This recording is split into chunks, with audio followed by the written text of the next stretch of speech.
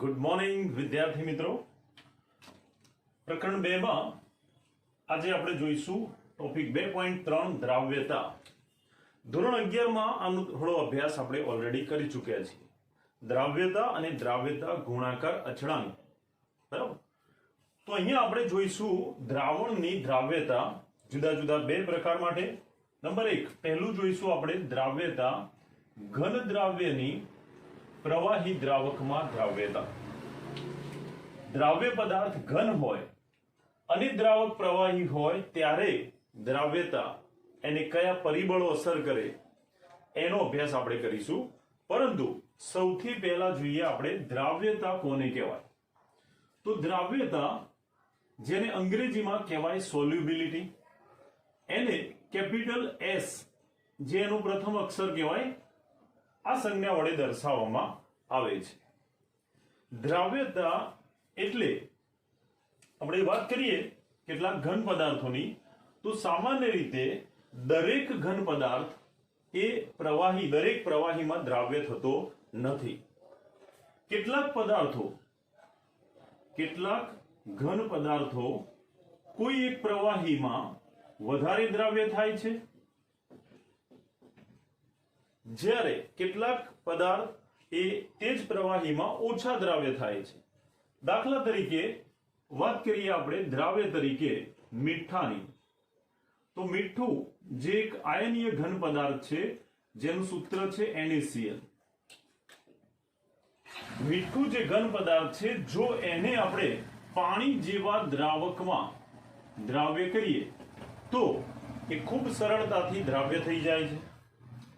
હવે આ મીઠું જે ઘન પદાર્થ છે એ પાણીમાં સરળતાથી દ્રાવ્ય થાય છે, એટલે કે શુદ્ધ દ્રાવ્ય છે।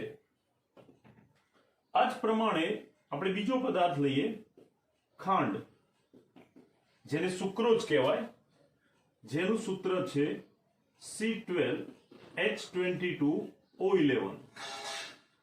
સુક્રોઝ અથવા ખાંડ જેને આપણે કહીએ છીએ, એને પણ પાણીમાં દ્રાવ્ય કરીએ તો એ પણ દ્રાવ્ય થશે, પરંતુ જેટલી સરળતાથી મીઠું પાણીમાં દ્રાવ્ય થાય છે એના કરતા ખાંડ પાણીમાં ધીમે દ્રાવ્ય થશે।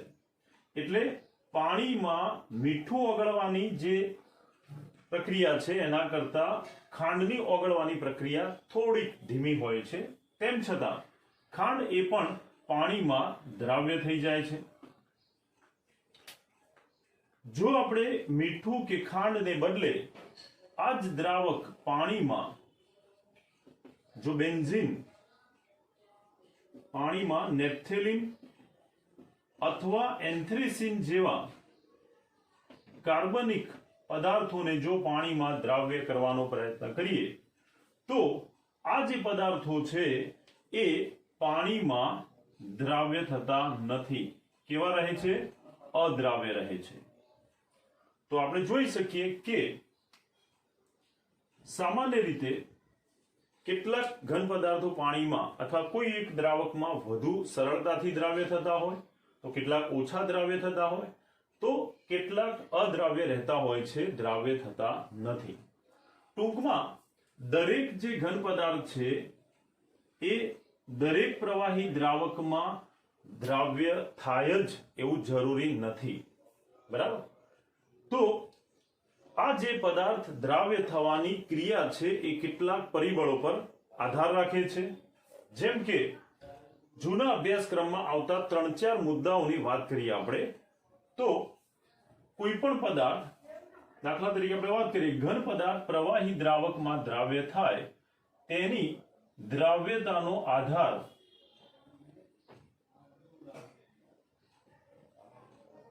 જુદા જુદા પરિબળો પર રહેલો છે।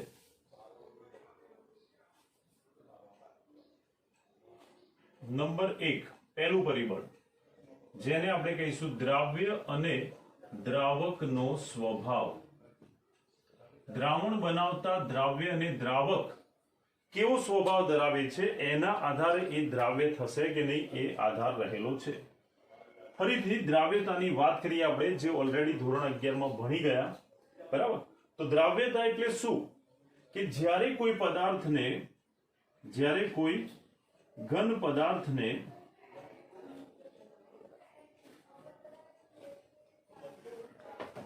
જ્યારે કોઈ દ્રાવ્ય પદાર્થ ને યોગ્ય દ્રાવકમાં ઓગાળી આપેલ તાપમાને, આપણે વ્યાખ્યા જોઈએ દ્રાવ્યતાની, આપેલ તાપમાને આપેલો દ્રાવ્ય પદાર્થ એને જ્યારે કોઈ દ્રાવકમાં ઓગાળવામાં આવે છે ત્યારે આ દ્રાવકમાં એનો મહત્તમ જથ્થો ઓગળે.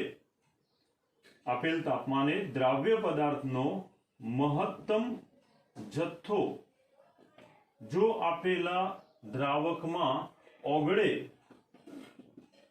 તો આ જે દ્રાવ્ય પદાર્થનો દ્રાવકમાં ઓગળેલો મહત્તમ જથ્થો છે તે જથ્થાને તે પદાર્થની દ્રાવ્યતા કહે છે.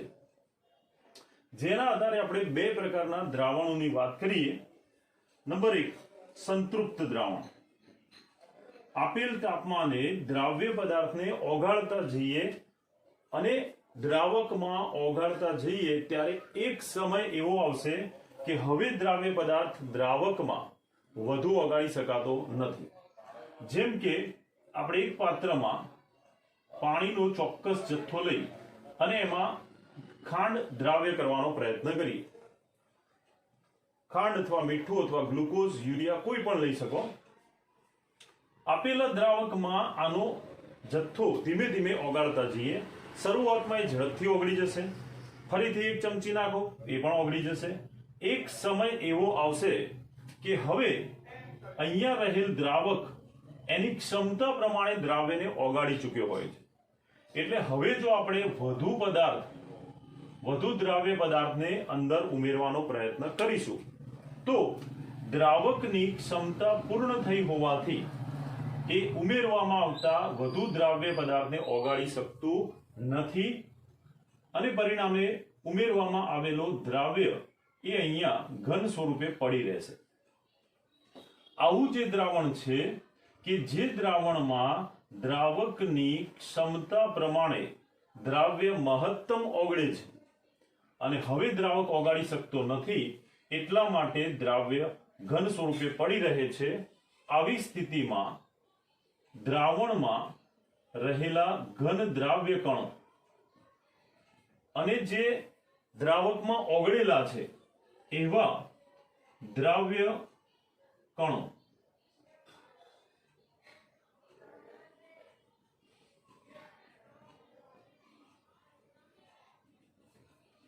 ઘન સ્વરૂપે તળિયે પડી રહેતા દ્રાવ્યના કણો અને દ્રાવકમાં ઓગળી ગયેલા છે એવા દ્રાવ્યના કણો વચ્ચે સંતુલન સ્થપાય છે.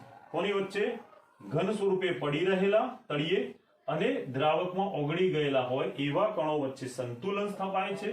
જો ઓગળેલો એક કણ, આપણે કોઈ પણ પરિબળની અસર હેઠળ જો દ્રાવ્યના ઘન કણને ઓગાળીને દ્રાવ્ય કરવાનો પ્રયત્ન કરીએ તો જેટલા કણો ઘનના ઓગળશે સામે એટલા જ ઓગળેલા દ્રાવ્ય કણો પાછા ઘન સ્વરૂપમાં ફેરવાશે. તો અહીંયા ઘન અને દ્રાવ્ય થયેલા બંને કણો વચ્ચે પારસ્પરિક ક્રિયા થાય છે અને આ પ્રક્રિયાનો વેગ સરખો થતા એમાં સંતુલન સ્થપાય છે એવું કહેવાય. આવું જે દ્રાવણ છે કે જેમાં દ્રાવક દ્રાવ્ય પદાર્થનો મહત્તમ જથ્થો ઓગાળે છે અને હવે વધારે દ્રાવ્ય ઓગાળી શકવાની ક્ષમતા ધરાવતો નથી માટે દ્રાવ્ય પડી રહે છે. આવું દ્રાવણ કે જેમાં દ્રાવ્ય મહત્તમ દ્રાવકની ક્ષમતા પ્રમાણે ઓગળેલો છે એવા દ્રાવણને સંતૃપ્ત દ્રાવણ કહે છે. જે દ્રાવકમાં દ્રાવ્ય પદાર્થ મહત્તમ ઓગળે, દ્રાવકની ક્ષમતા પ્રમાણે ઓગળેલો હોય અને વધારાનું દ્રાવ્ય દ્રાવણમાં નીચે પડી રહેલો હોય આવા દ્રાવણને સંતૃપ્ત દ્રાવણ કહે છે. અને આવા સંતૃપ્ત દ્રાવણમાં ઓગળેલા દ્રાવ્યના મહત્તમ જથ્થો એને તે દ્રાવ્ય પદાર્થની દ્રાવ્યતા કહે છે.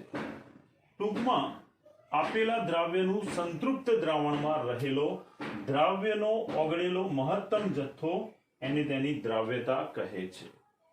આપણે અહીંયા જોવાનું છે કે દ્રાવ્ય ઘન હોય અને દ્રાવક પ્રવાહી હોય ત્યારે જુદી જુદી દ્રાવ્યતા કેમ જોવા મળતી હોય. તો પહેલું પરિબળ આપણે વાત કરી, દ્રાવ્યતાનો આધાર રહેલો છે દ્રાવ્ય અને દ્રાવકના સ્વભાવ ઉપર, જેના ઉદાહરણ ઓલરેડી આપણે અહીંયા જોયા. જેમ કે આપણે લીધેલા જે 3 ઉદાહરણ છે એમાં ધ્યાન આપજો બરાબર. જો આપેલો પદાર્થ આયનીય ઘન હશે, મીઠું એ આયનીય ઘન છે, તો આયનીય ઘન હોવાથી એ પાણીમાં સરળતાથી દ્રાવ્ય થાય છે. યાદ રાખવાનું પહેલું કે આયનીય ઘન પદાર્થો પાણીમાં સરળતાથી વિયોજન પામે છે અને એટલા માટે એ સુદ્રાવ્ય હોય છે.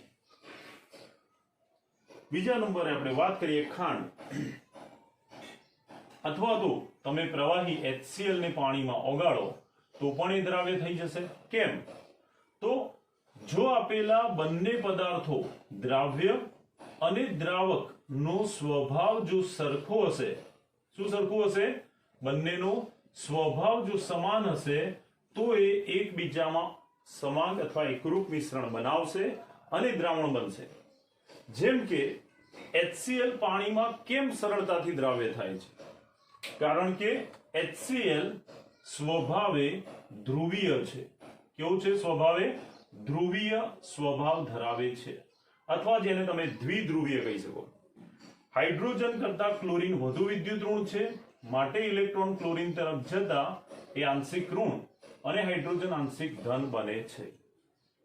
આમ અહીંયા લીધેલો દ્રાવ્ય પદાર્થ સ્વભાવ કેવો ધરાવે છે? ધ્રુવીય.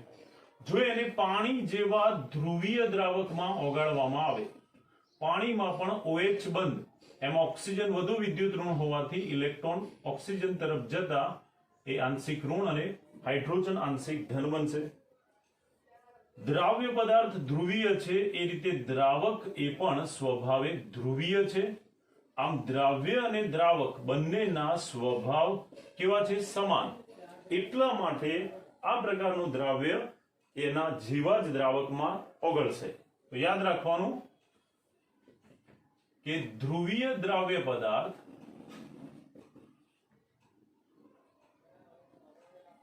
ધ્રુવીય દ્રાવકમાં સરળતાથી દ્રાવ્ય થાય છે. કેમ? કારણ કે બંનેનો સ્વભાવ સમાન છે. ધ્રુવીય દ્રાવ્ય પદાર્થ ધ્રુવીય દ્રાવકમાં સરળતાથી દ્રાવ્ય થાય છે, કારણ કે દ્રાવ્ય દ્રાવકનો સ્વભાવ એક સમાન હોય છે. માટે આ જ પ્રમાણે જો વાત કરીએ આપણે ત્રીજા ઉદાહરણની, નેપ્થેલિન એન્થ્રેસિન જેવા પદાર્થો સ્વભાવે અધ્રુવીય હોય છે. નેપ્થેલિન અને એન્થ્રેસિન જે કાર્બનિક પદાર્થ છે એમાં CC અને CH બંધ જે અધ્રુવીય છે, માટે એ પાણી જેવા ધ્રુવીય દ્રાવકમાં ઓગળતો નથી, અદ્રાવ્ય રહે છે. જો નેપ્થેલિન કે એન્થ્રેસિન જે સ્વભાવે અધ્રુવીય છે એને આપણે એના જેવા જ સ્વભાવ ધરાવતા કાર્બનિક દ્રાવક બેન્ઝીનમાં જો ઓગાળીએ તો આ અધ્રુવીય પદાર્થો જે પાણીમાં અદ્રાવ્ય છે, પરંતુ બેન્ઝીન જેવા કાર્બનિક પ્રવાહી દ્રાવકમાં એ દ્રાવ્ય થશે. કેમ? કારણ કે નેપ્થેલિન એન્થ્રેસિન સ્વભાવે અધ્રુવીય છે, બેન્ઝીન એમાં પણ CC અને CH બંધ આવેલા છે, જેને કારણે બેન્ઝીન પણ અધ્રુવીય સ્વભાવ ધરાવે છે. એટલા માટે બેન્ઝીનમાં આ જે પદાર્થો છે એ બેન્ઝીનમાં દ્રાવ્ય થશે. શું થશે? અધ્રુવીય દ્રાવ્ય પદાર્થ અધ્રુવીય દ્રાવકમાં સરળતાથી દ્રાવ્ય થશે. પરંતુ જો દ્રાવ્ય અધ્રુવીય હશે અને દ્રાવક ધ્રુવીય હશે, આમ સ્વભાવ સમાન નહીં હોય તો એ દ્રાવ્ય થશે નહીં, પરંતુ અદ્રાવ્ય રહેશે. એ જ રીતે અધ્રુવીય પદાર્થો અધ્રુવીય દ્રાવક બેન્ઝીનમાં દ્રાવ્ય થાય છે, પરંતુ NaCl કે ગ્લુકોઝ જેવા પદાર્થો જે ધ્રુવીય દ્રાવકમાં ઓગળે છે એવા પદાર્થો અધ્રુવીય દ્રાવકમાં દ્રાવ્ય થતા નથી. તો આ બીજું ઉદાહરણ યાદ રાખવાનું કે અધ્રુવીય દ્રાવ્ય પદાર્થો અધ્રુવીય દ્રાવકમાં સરળતાથી દ્રાવ્ય થાય છે. અધ્રુવીય દ્રાવ્ય તેના જેવા જ એટલે કે અધ્રુવીય દ્રાવકમાં સરળતાથી દ્રાવ્ય થાય છે. ત્રીજું ઉદાહરણ આપણે જે જોયું એ અધ્રુવીય પદાર્થો પાણી જેવા અધ્રુવીય દ્રાવકમાં અદ્રાવ્ય છે, પરંતુ અધ્રુવીય સ્વભાવ ધરાવતા આવા પદાર્થો બેન્ઝીન કે જે કાર્બનિક પદાર્થ છે અને સ્વભાવે અધ્રુવીય છે, એમાં એ સરળતાથી દ્રાવ્ય થાય છે. કેમ? કારણ કે આ બધા પદાર્થો સ્વભાવે અધ્રુવીય હતા, દ્રાવ્ય અધ્રુવીય હતો, એટલા માટે બેન્ઝીન જેવા અધ્રુવીય દ્રાવકમાં એ સરળતાથી ઓગળશે. ત્રીજો મુદ્દો આપણે જે વાત કર્યો કે આયનીય ઘન પદાર્થો પાણીમાં સરળતાથી દ્રાવ્ય થાય છે. આયનીય ઘન પાણીમાં સરળતાથી દ્રાવ્ય થાય છે, કારણ કે પાણી ધ્રુવીય છે, એટલા માટે આયનીય ઘન પદાર્થોના આયનો એને એ છૂટા પાડે છે અને એટલા માટે પાણી એ ઉત્તમ દ્રાવક તરીકે વર્તે છે. તો આ વાત થઈ પહેલું પરિબળ કે દ્રાવ્ય અને દ્રાવક જો બંનેનો સ્વભાવ સમાન હશે, ધ્રુવીય દ્રાવ્ય ધ્રુવીય દ્રાવકમાં ઓગળશે, અધ્રુવીય દ્રાવ્ય અધ્રુવીય દ્રાવકમાં ઓગળશે. તો સ્વભાવ સમાન હશે તો એ સરળતાથી દ્રાવ્ય થશે. આ સિવાય આયનીય ઘન પદાર્થ હશે તો એ પાણી જેવા ધ્રુવીય દ્રાવકમાં સરળતાથી દ્રાવ્ય થાય છે. હવે વાત કરીએ આપણે બીજા પરિબળની. તો ઘન પદાર્થ એ પ્રવાહીમાં કેવો દ્રાવ્ય થશે એનો આધાર બીજા બે પરિબળ પર રહેલો છે, જેમાંનું એક પરિબળ છે તાપમાન અને ત્રીજું પરિબળ છે દબાણ. સૌથી પહેલા વાત કરીએ આપણે ઘન દ્રાવ્યની પ્રવાહી દ્રાવકમાં દ્રાવ્યતા ઉપર તાપમાનની અસર. એ તાપમાન કેવી રીતે ઘનની પ્રવાહીમાં દ્રાવ્યતાને અસર કરે. તો તાપમાન એ પણ જુદા જુદા બે પ્રકારની પ્રક્રિયા પ્રમાણે દ્રાવ્યતામાં વધારો કે ઘટાડો કરી શકે. બરાબર ધ્યાનથી સમજજો. પ્રકરણ 7 સંતુલનમાં તાપમાનની અસર લ સેટેલિયર સિદ્ધાંતથી આપણે ધોરણ 11 માં શીખી ગયા, જેનો અહીંયા ફરીથી રિપીટેશન કરીશું. બરાબર ધ્યાન આપજો. નંબર 1, તાપમાનની અસર સૌથી પહેલા જોઈએ આપણે ઉષ્મા શોષક પ્રક્રિયા પર. જો આપેલી પ્રક્રિયા ઉષ્મા શોષક પ્રક્રિયા હોય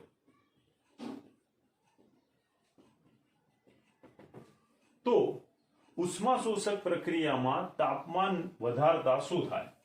તો ઉષ્મા શોષક પ્રક્રિયામાં તાપમાન વધે તેમ એની દ્રાવ્યતા પર શું અસર થાય એ આપણે સમજીએ ધ્યાનથી.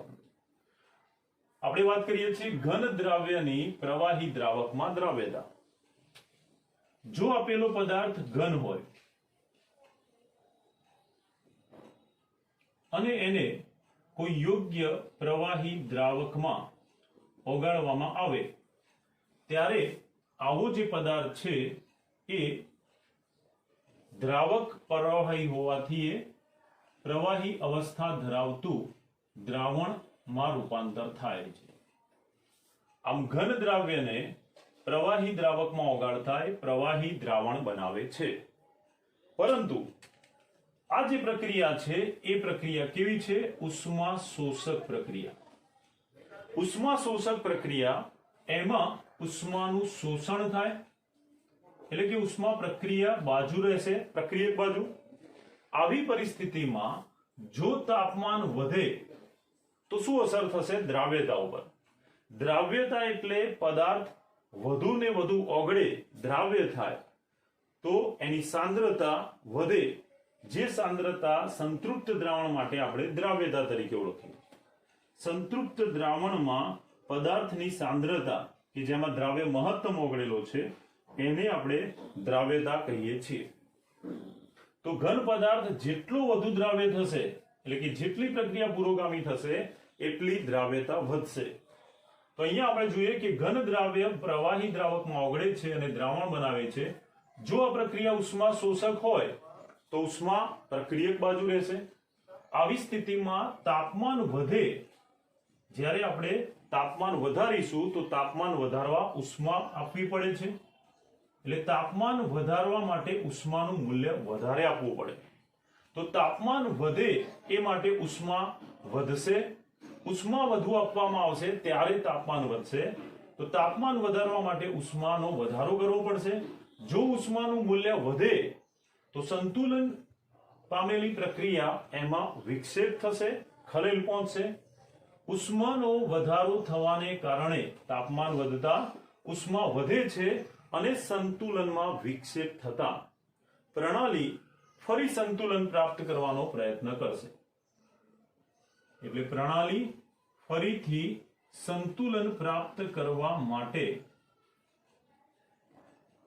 જે પરિબળને કારણે સંતુલન ખોરવાયું છે એ પરિબળમાં નાબૂદ કરવાનો પ્રયત્ન કરશે. ઉષ્મા વધવાને કારણે સંતુલન ખોરવાયું તો પ્રણાલી ફરી સંતુલન પ્રાપ્ત કરવા ઉષ્મા ઘટે એ નાબૂદ થવું એટલે કે આનાથી વિરુદ્ધ પ્રક્રિયા થઈ. તો ઉષ્મા ઘટે એ દિશામાં પ્રક્રિયા કરશે. ઉષ્મા ઘટાડવા માટે પ્રક્રિયા કઈ દિશામાં થાય? તો ઉષ્મા વપરાય એ દિશામાં પ્રક્રિયા થશે. ઉષ્મા પ્રક્રિયક બાજુ છે જે પુરોગામી પ્રક્રિયા થતા વપરાય. આમ ઉષ્માનો જથ્થો ઘટાડવા માટે પ્રક્રિયા પુરોગામી દિશામાં થશે પ્રણાલી દ્વારા.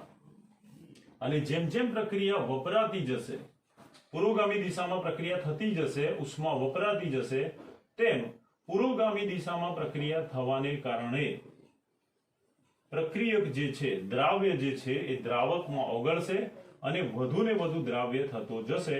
માટે દ્રાવ્યતામાં શું થશે? વધારો થશે. ટૂંકમાં આપણે જોઈએ તો લસ એટેલિયર સિદ્ધાંત મુજબ ઉષ્મા શોષક પ્રક્રિયા કે જેમાં ઉષ્મા પ્રક્રિયક બાજુ હોય એમાં તાપમાન વધે છે તેમ દ્રાવ્યતામાં વધારો થાય છે. જેમ કે ખાંડ, એને વધુ દ્રાવ્ય કરવી હોય તો આપણે શું કરીએ છીએ?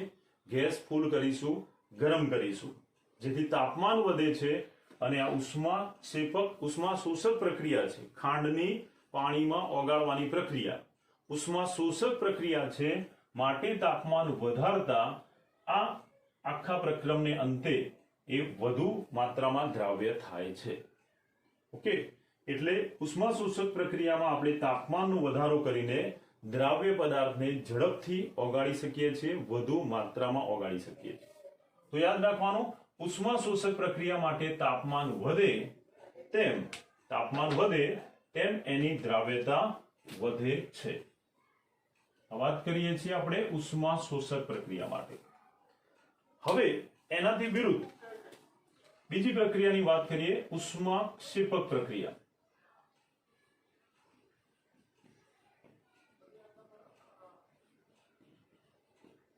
ઉષ્માક્ષેપક પ્રક્રિયા એમાં થતી જે અસર છે એ ઉષ્મા શોષક પ્રક્રિયા કરતા તદ્દન વિરુદ્ધ જોવા મળશે. ધ્યાન આપજો, એટલે આપણે આમાં જ સમજી લઈએ. ઉષ્માક્ષેપક પ્રક્રિયા જેમાં ઉષ્મા છૂટી પડે છે એટલા માટે ઉષ્મા નિપજ બાજુ હશે. તો આ જે ઉષ્માક્ષેપક પ્રક્રિયા છે એમાં ઉષ્મા નિપજ બાજુ આવશે, જેને આપણે આ રીતે લખી શકીએ કે પ્રક્રિયક, અથવા આપણે અહીંયા લખી દઈએ દ્રાવ્ય અને દ્રાવક માંથી દ્રાવણ બનશે અને ઉષ્મા નિપજ બાજુ છૂટી પડશે. કારણ ઉષ્મા કેમ નિપજ બાજુ છે? કારણ કે ઉષ્મા છૂટી પડે છે, પ્રક્રિયા ઉષ્માક્ષેપક છે. આવી પ્રક્રિયા પણ સંતુલન સ્થિતિ પ્રાપ્ત કરે. આવી પ્રક્રિયામાં પણ જો તાપમાન વધે તો ઉષ્મા વધશે. ઉષ્મા વધતા પ્રણાલીમાં સંતુલન ખોરવાશે. પરિણામે પ્રણાલી ફરી સંતુલન પ્રાપ્ત કરવા ઉષ્મા ઘટાડવાનો પ્રયત્ન કરશે. પણ અહીંયા ઉષ્મા ઘટાડવા માટે ઉષ્માનું મૂલ્ય નિપજ બાજુ છે. ઉષ્મા વપરાય અને એમાં ઘટાડો થાય એ માટે અહીંયા પ્રક્રિયા પુરોગામી થવાને બદલે ઉષ્માક્ષેપક પ્રક્રિયામાં કઈ દિશામાં થશે? પ્રતિગામી દિશામાં. પુરોગામીને બદલે ઉષ્મા વપરાય એ માટે પ્રક્રિયા પ્રતિગામી થશે. પ્રતિગામી દિશામાં પ્રક્રિયા થાય તો દ્રાવણમાં દ્રાવ્ય થયેલો પદાર્થ એ પાછો મૂળ સ્વરૂપે મળશે. બીજા શબ્દોમાં કહીએ તો સાંદ્રતા અથવા દ્રાવ્યતામાં ઘટાડો થાય છે. તો આ અહીંયા ફેરફાર થશે. અહીં સુધી કોમન આવશે, પણ ઉષ્મા ઘટાડવા પ્રક્રિયા ઉષ્મા શોષક પ્રક્રિયામાં પુરોગામી થાય, ઉષ્માક્ષેપક પ્રક્રિયામાં પ્રતિગામી થશે. માટે ઉષ્માક્ષેપક પ્રક્રિયામાં તાપમાનનો વધારો કરતા દ્રાવ્યતામાં ઘટાડો થાય છે, જેને આપણે આ રીતે લખી શકીએ. ધ્યાન આપજો.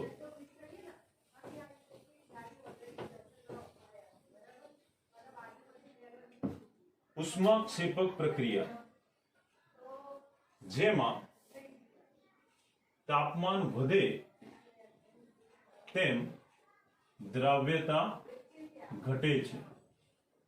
કારણ કે આગળ સમજાવ્યું એમ અહીંયા ઘન દ્રાવ્ય પદાર્થ પ્રવાહી દ્રાવકમાં ઓગળે છે અને સંતુલન સ્થિતિએ દ્રાવણ બનાવે છે, ત્યારે પ્રક્રિયા ઉષ્માક્ષેપક હોવાથી ઉષ્મા છૂટી પડે છે અને નિપજ તરફ જોવા મળે છે. એટલા માટે ઉષ્મા શોષક પ્રક્રિયામાં જે તાપમાનના વધારાથી દ્રાવ્યતા વધે છે એના કરતા અહીંયા ઉલટું જોવા મળે છે. તાપમાનના વધારા સાથે દ્રાવ્યતામાં ઘટાડો થાય છે. તો આ થયું બીજું પરિબળ. હવે વાત કરીએ આપણે ત્રીજા પરિબળની. ત્રીજું અને છેલ્લું પરિબળ જે છે દબાણ. આમ દ્રાવ્યતાના અસર કરતા પરિબળ, દ્રાવ્યતાનો આધાર જે પરિબળો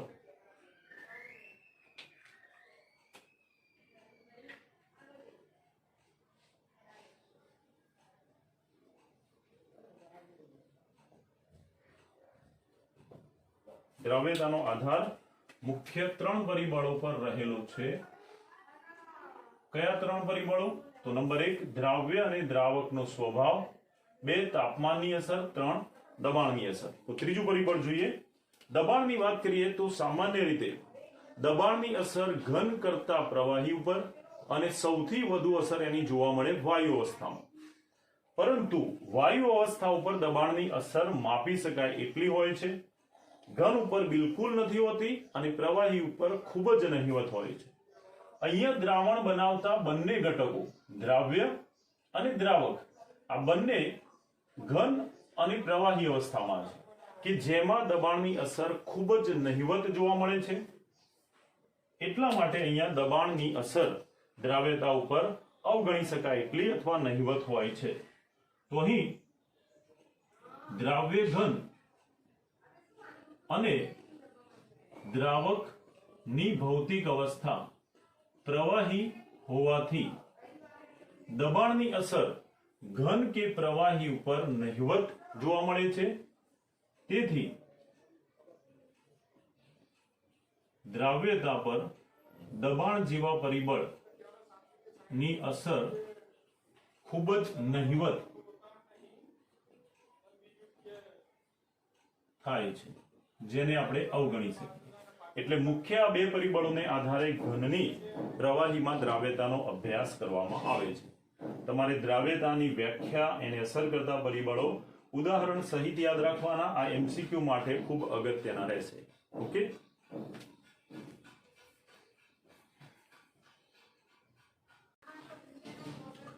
હવે જોઈએ આપણે દ્રાવ્યતાનો બીજો પ્રકાર.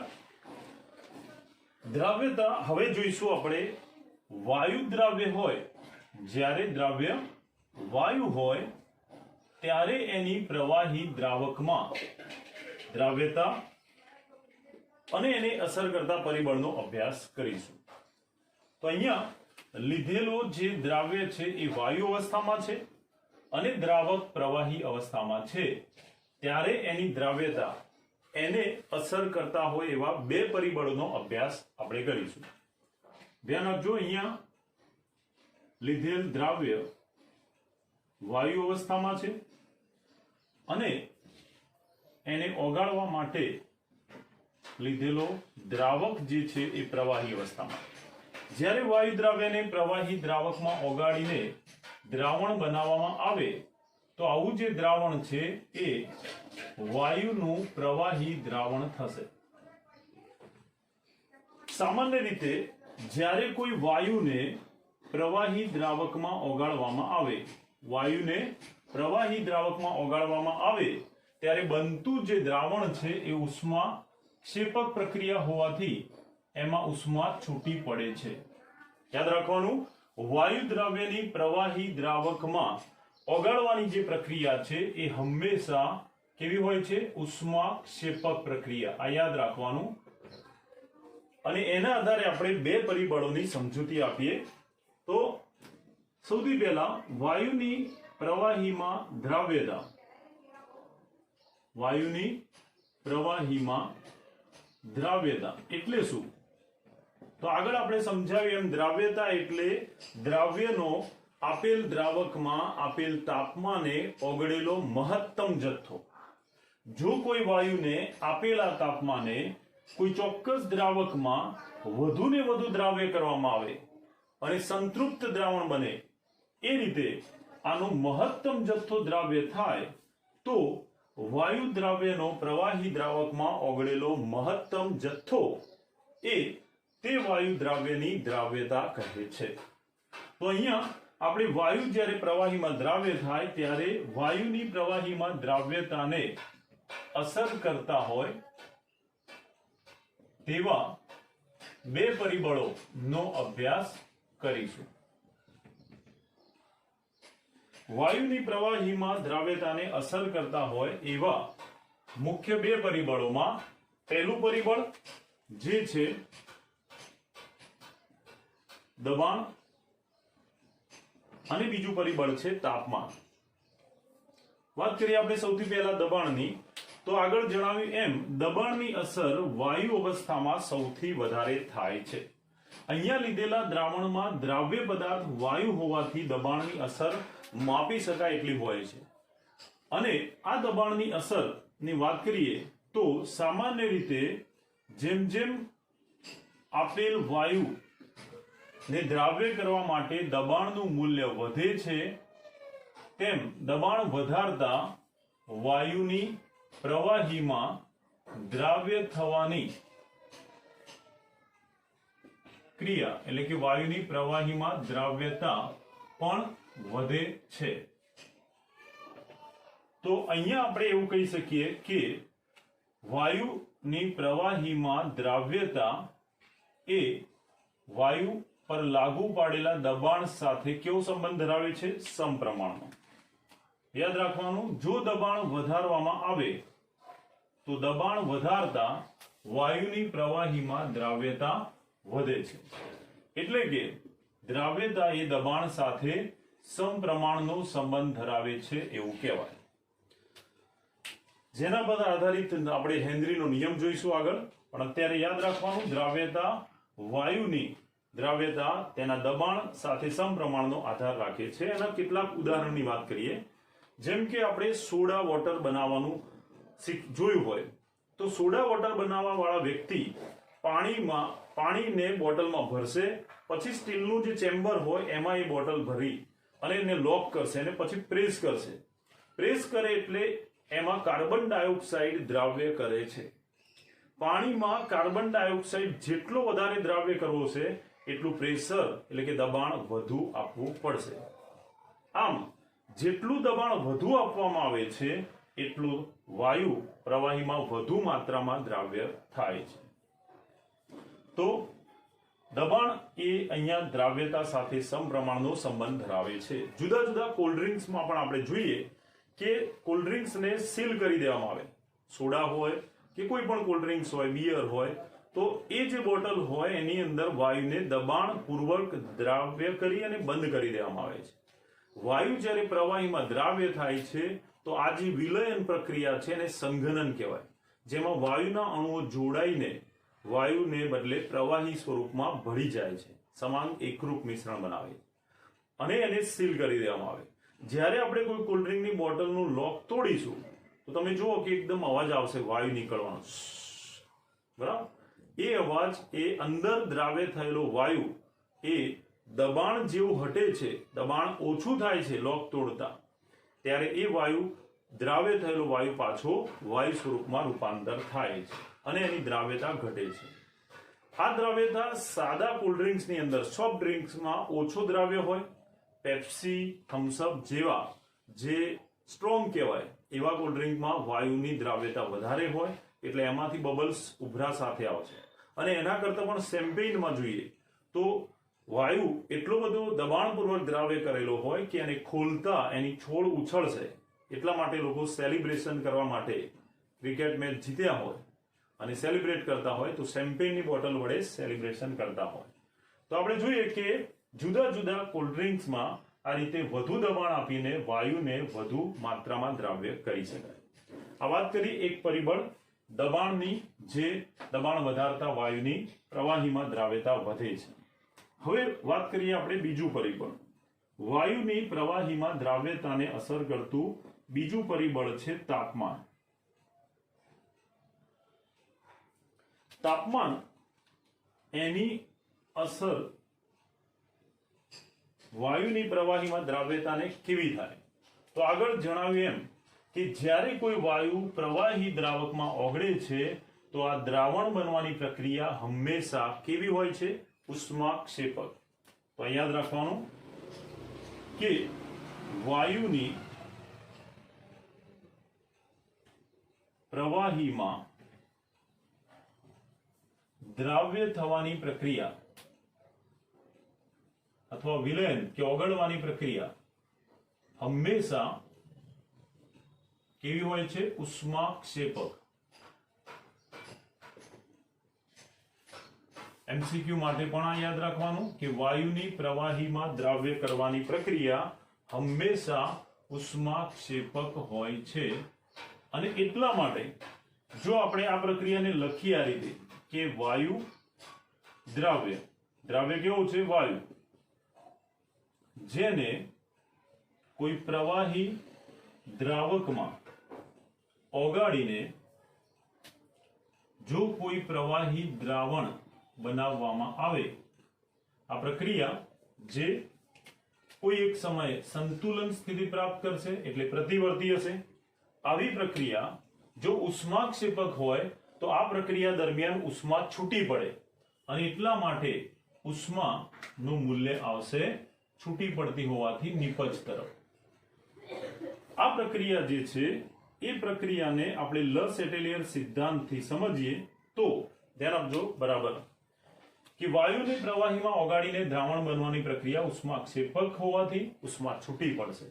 જો આવી પ્રક્રિયા કે જે સંતુલન સ્થિતિ પ્રાપ્ત કરે એમાં તાપમાન વધારવામાં આવે તો તાપમાન વધશે એટલે પ્રણાલીમાં ઉષ્મા વધશે. આમ તાપમાનનો વધારો કરતા પ્રણાલીની ઉષ્મામાં વધારો થાય છે. ઉષ્મા વધે તો પ્રણાલીમાં સંતુલન વિક્ષેપ પામે છે. સંતુલનમાં વિક્ષેપ અથવા ખલેલ થતા પ્રણાલી ફરીથી સંતુલન પ્રાપ્ત કરવાનો પ્રયત્ન કરશે. પ્રણાલી ફરીથી સંતુલન પ્રાપ્ત કરવા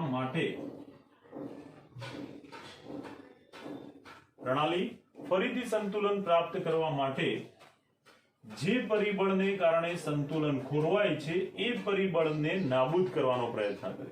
એટલે કે ઉષ્મા વધવાથી સંતુલન વિક્ષેપ પામે છે તો પ્રણાલી ફરી સંતુલન પ્રાપ્ત કરવા ઉષ્મા ઘટાડવાનો પ્રયત્ન કરશે. અને એટલા માટે પ્રણાલી ઉષ્મા ઘટાડવા માટે કઈ દિશામાં પ્રક્રિયા કરશે? તો ઉષ્મા ઘટે ક્યારે? જ્યારે ઉષ્મા વપરાય તો. ઉષ્મા નિપજ બાજુ હોવાથી પ્રક્રિયક બાજુ જો પ્રક્રિયા થાય તો ઉષ્માનો જથ્થો વપરાશે. જે કઈ દિશાની પ્રક્રિયા છે? પ્રતિગામી પ્રક્રિયા. અને પ્રતિગામી દિશામાં જો પ્રક્રિયા થાય તો પ્રતિગામી પ્રક્રિયા જેમ જેમ થતી જશે એમ દ્રાવણમાં ઓગળેલો જે વાયુ હતો, દ્રાવ્ય થયેલો વાયુ, એ પ્રતિગામી પ્રક્રિયાથી મૂળ સ્વરૂપે પાછો મળે છે. એટલે કે વાયુની પ્રવાહીમાં દ્રાવ્યતા ઘટે છે, ઓગળેલો વાયુ મૂળ સ્વરૂપે મળે એનો મતલબ કે વાયુની પ્રવાહીમાં દ્રાવ્યતા ઘટે છે. ટૂંકમાં વાયુને પ્રવાહીમાં ઓગાળીને દ્રાવણ બનવાની પ્રક્રિયા ઉષ્માક્ષેપક હોવાથી, ઉષ્મા નીપજ બાજુ હોવાથી તાપમાન વધારતા વાયુની દ્રાવ્યતા ઘટે છે. અને એટલા માટે જ જુદા જુદા જે ડ્રિંક્સ હોય, કોલ્ડ ડ્રિંક્સ જેને આપણે કહીએ છીએ, એને નીચા તાપમાને રાખવામાં આવે છે. કારણ કે જો એને નીચા તાપમાને રાખવામાં આવે તો નીચા તાપમાને જુદા જુદા કોલ્ડ ડ્રિંક્સ કે જેમાં કાર્બન ડાયોક્સાઇડ વાયુ ઓગાળેલો છે એ વાયુની દ્રાવ્યતા જળવાઈ રહે. ઊંચા તાપમાને એટલે કે તાપમાન વધારીશું તો ઊંચા તાપમાને શું થશે? દ્રાવ્યતા ઘટી જશે. એટલા માટે તમે જુઓ કે કેટલીક કોલ્ડ ડ્રિંક્સ બોટલ જે બહાર ઊંચા તાપમાને પડી રહી હોય ખુલ્લામાં, તો ઊંચા તાપમાને વાયુના દબાણને કારણે એનું લોક તૂટી જાય અને લીકેજ થઈ જતી હોય છે. ઓકે, તો વાયુની પ્રવાહીમાં દ્રાવ્યતા માટે આ પરિબળો યાદ રાખવાના રહેશે. ઓકે, વાત કરીએ આપણે વાયુની પ્રવાહીમાં દ્રાવ્યતાનું એક ઉદાહરણ. જેમ કે HCl વાયુ છે. HCl એને પાણીમાં દ્રાવ્ય કરો તો એ સરળતાથી દ્રાવ્ય થશે. વાત કરીએ આપણે એમોનિયાની. એમોનિયા પણ વાયુ છે જે પાણી જેવા દ્રાવકમાં દ્રાવ્ય થાય છે અને એ એમોનિયમ હાઇડ્રોક્સાઇડ માં પરિણમે છે. આમ જુદા જુદા વાયુની પણ જુદા જુદા દ્રાવકમાં દ્રાવ્યતા અલગ અલગ હોય છે, જે પણ દ્રાવ્ય અને દ્રાવકના સ્વભાવ પર આધાર રાખે છે. એટલે એ પરિબળ પણ અહીંયા અસર કરતા હોય છે. ઓકે, તો આ પરિબળોને તમારે ઉદાહરણ સહિત યાદ રાખવાના રહેશે. MCQ માટે આ યાદ રાખવાનું કે વાયુની પ્રવાહીમાં દ્રાવ્યતા હંમેશા ઉષ્માક્ષેપક પ્રક્રિયા હોય છે.